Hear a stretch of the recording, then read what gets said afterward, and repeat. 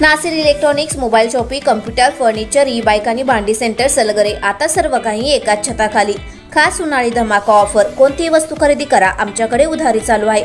फक्त 999 रुपये मध्ये आधार पे उधार। एलईडी टीव्हीवर 3999 चा मिक्सर फ्री। मोबाईल खरेदीवर 1999 चा ब्लूटूथ हेडफोन फ्री। फ्रीज खरेदीवर 3999 चा मिक्सर फ्री। फर्निचर खरेदीवर 1999 ची इस्त्री फ्री। जुना मोबाईल टीव्ही फ्रीज आणून द्या, नवीन घेऊन जा। Exchange offer. लग्न समारंभासाठी लागणारी सर्व प्रकारची भांडी, furniture, sofa set, LED TV, fridge, washing machine खरेदीवर 20% सूट। यासह अन्य ऑफरसाठी एक वेळ अवश्य भेट द्या। प्रत्येक बातमीतील घटनेच्या वास्तविकतेची तुलना थेट पाहत रहा सांगली अपडेट। वाघ्या तर तिथंच आहे, त्याच्या पोलीस प्रोटेक्शन मध्ये आहेत। सरकारला माझी विनंती आहे की वाघ्या कुत्र्याच्या प्रोटेक्शन मध्ये आणखी 22 पोलीस तिथं वाढवण्याची आवश्यकता आहे।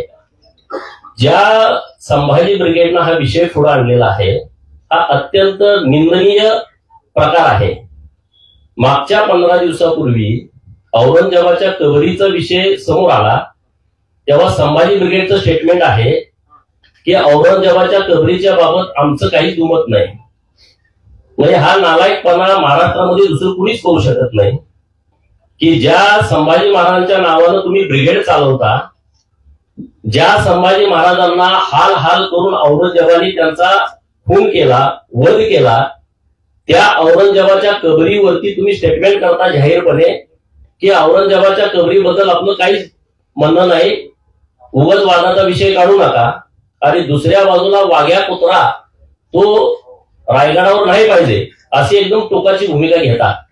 हे जे प्रकार सुरू आहेत ते प्रकार गेल्या काही वर्षांपासून सुरू आहेत। 2012ला पण हा प्रकार घडला होता।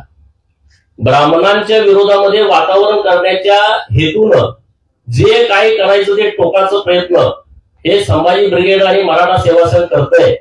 त्यामुळं त्यांच्या इतिहासकारांनी जी काही भूमिका मांडली ती भूमिका आम्हाला मान्य नाही। तुकोजी होळकर राजेंनी जी मदत छत्रपती शिवाजी महाराज यांच्या समाधीच्या जीर्णोद्धाराला दिलेली आहे आणि ती सर्वांच्यासाठी अभिमानास्पद आहे। आणि त्यामुळे वाघ्याच्या वाघा जो पुतळा तिथं बांधलेला आहे त्याबद्दल सगळ्यांच्या भावना एकदम जोडलेल्या आहेत।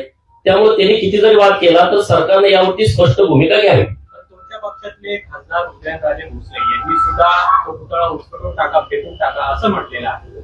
तुम्ही मग त्यांच्यावर काय बोलणार? हे बघा, उदय महाराजांच्या बाबतीमध्ये मला त्यांच्याविषयी आमच्या मनामध्ये नितांत आदर आहे, परंतु हे घुसपाट काढले कुणी? ब्रिगेडीने।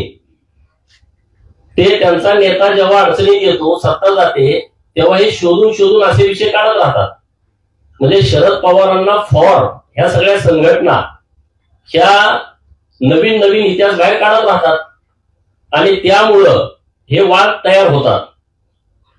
ब्राह्मणांना टोकाचा विरोध करायचा आणि बहुजनांना त्यांची माती भडकावून सत्ता लाटायचा उद्योग हा गेल्या अनेक वर्षांपासून सुरू होता।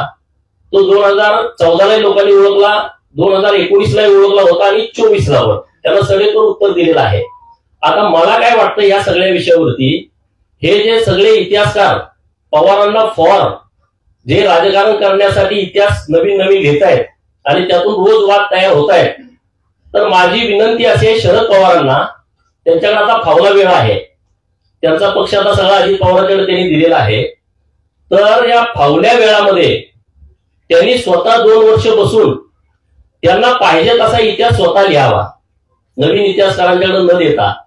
आणि एखाद्या जातीला कसं टार्गेट करायचं, कुठली जात मातीत घालायची, कुठल्या महापुरुषाला खाली दाबायचं, कुठल्या महापुरुषाला वर काढायचं, कुठल्याला खाली दाबल्यानंतर मताचं राजकारण होईल, कुठल्या जातीला जास्त शिव्या दिल्याच्या नंतर मतं जास्त आपल्या बाजून येतील, पुढच्या 2-4 पिढ्या मातीत कशा जातील, अशा पद्धतीचा इतिहास त्यांनी एकदाच लिहावा। म्हणजे परत परत नव्याने इतिहास लिहिण्याची काही आवश्यकता आहे असं मला अजिबात वाटत नाही। उदयनराजेंची भूमिका मग शरद पवारांना फॉर आहे।